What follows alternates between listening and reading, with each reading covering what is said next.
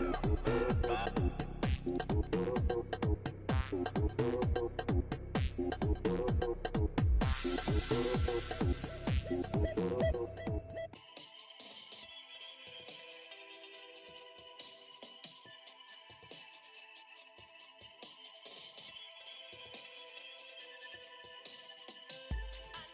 guys, I'm Kelly Nealon with Click on This, and I'm here with Sharon Katz. Now you're kicking off the first leg of the tour. Tell me about the Peace Train tour. Wow. Well, this Peace Train tour is something really unbelievable. It comes at a very good time in this country where people really do need to be united, and so we decided we're going to try to put the united back in the USA.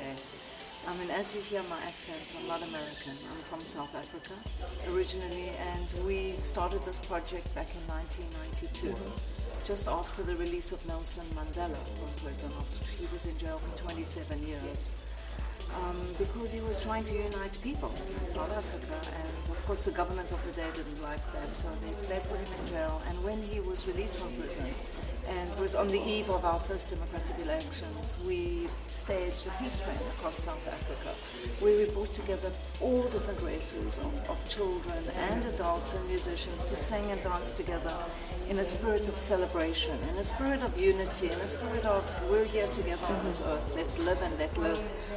And let's learn to get along, because if we don't learn to get along, we're going to see more and more of these kinds of killings and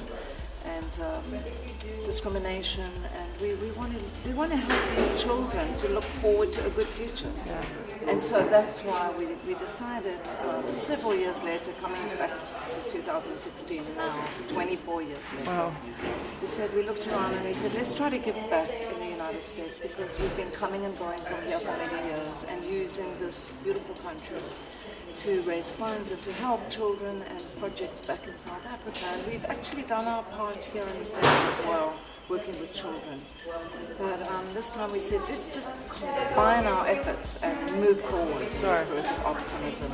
So tell me a little bit about the stops you guys are making. So we're here in New York for the first part. Yes, we are right here in New York City on July 9th. We're kicking off the concert here. I'm really excited about it. We have the Belafonte family coming here tonight. Sherry should be here any minute.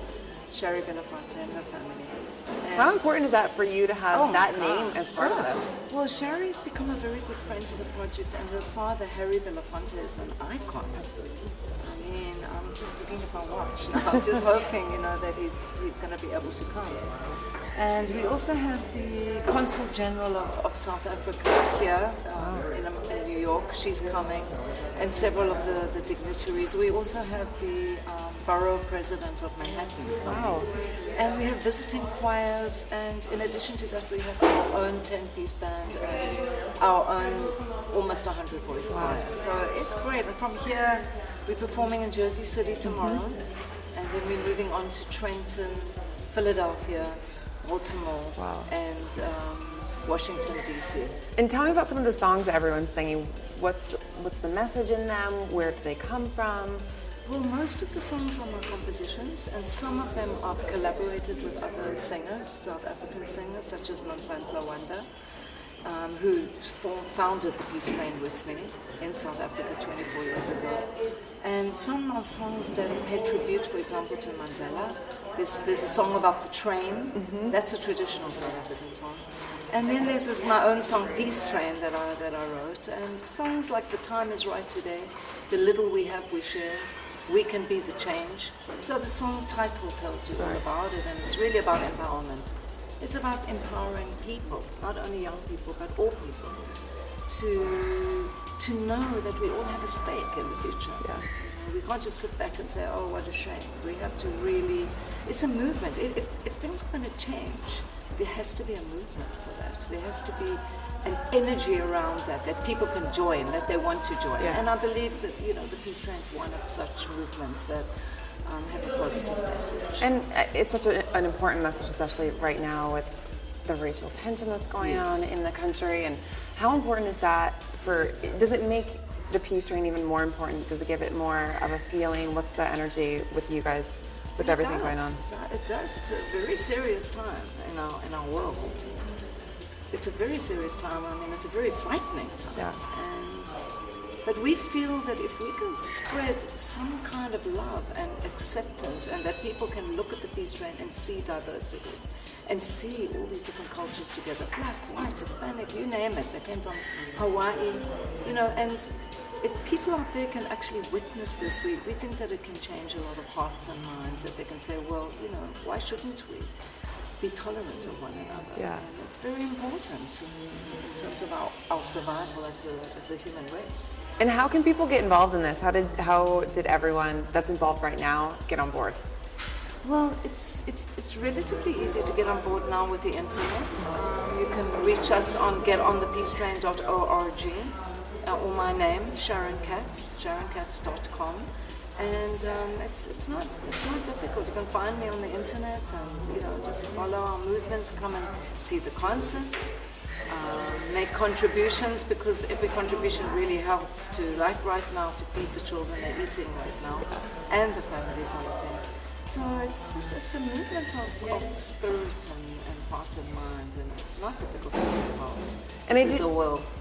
That's very true. I do want to talk about the last stop that you guys have. Yes. Tell everyone what's going on and maybe who you might want to expect to see there, who I heard maybe the president might be stopping by, or that was the hope. That would be amazing. I mean, we've heard rumors about it and we've approached them, and wow, that would be the hugest honor to have President Obama in our midst. I mean, I respect him tremendously.